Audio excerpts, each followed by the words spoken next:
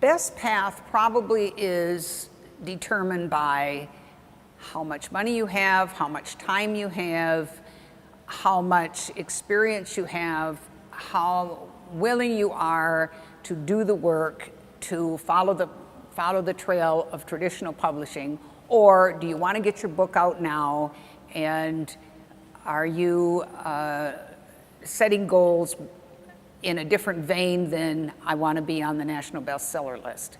And you can still come back around to the traditional publishing after you've been self-published, which has not been the case in the past. So what I suggest to people is take a look at what your goals are first. Why are you writing the book? What is the purpose of your book? You're passionate about your book. What is the purpose of your book? When I wrote my second book, my purpose in this book was to help other women.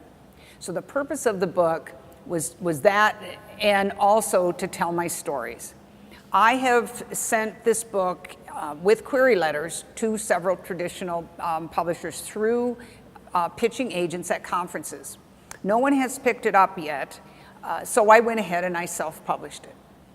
And I am promoting it. I've had a wonderful year with the book. I'm excited about the book. I am going to continue to pursue agents, but that is not going to deter where I'm going to go with my path on the book in 2017.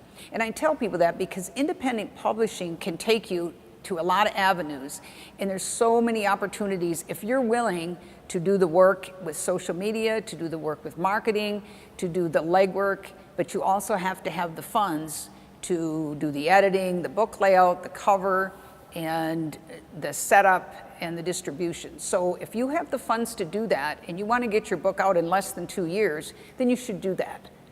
If you really want to hold out and not spend any money up front, and you want to hold out and seek an agent, then you need to be going to national conferences and paying to pitch an agent at a national conference. Get yourself in front of an agent. I've done it probably 6 or 8 times. I highly recommend it. It's worth it. It's scary. For $25, you get 10 minutes, and it's a wonderful experience. I have a book proposal together on this book, which is what you do with nonfiction. Memoir is part of nonfiction, and I'm ready. And if it doesn't happen, it wasn't meant to be. That's my philosophy in life. If it doesn't happen, it wasn't meant for my book, but it might be meant for the next book. And so I just stay open. I just stay open. But there have been books that have gone down the independent publishing route and have been picked up. It happens. There's no guarantee in anything in the book business. There's no guarantee that you get picked up by an agent, that anything big's going to happen with your book.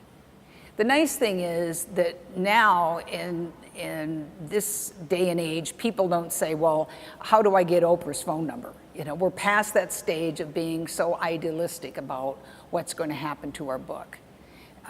People don't even say that to me, well, you need to call Oprah or try to get your book on Oprah. We all know that's ridiculous.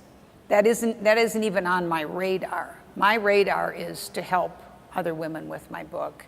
And I've done probably 30 events this year just here locally in Arizona with the book that have been very fulfilling and rewarding. And I just get the book out every place I can. I believe in word of mouth, and I think that that's the best advice that I can give to people is start local, get your book out there, and if you want to spend a year sending out your manuscript to agents, be very careful what agents you send it to, make sure you know their guidelines, and go for it.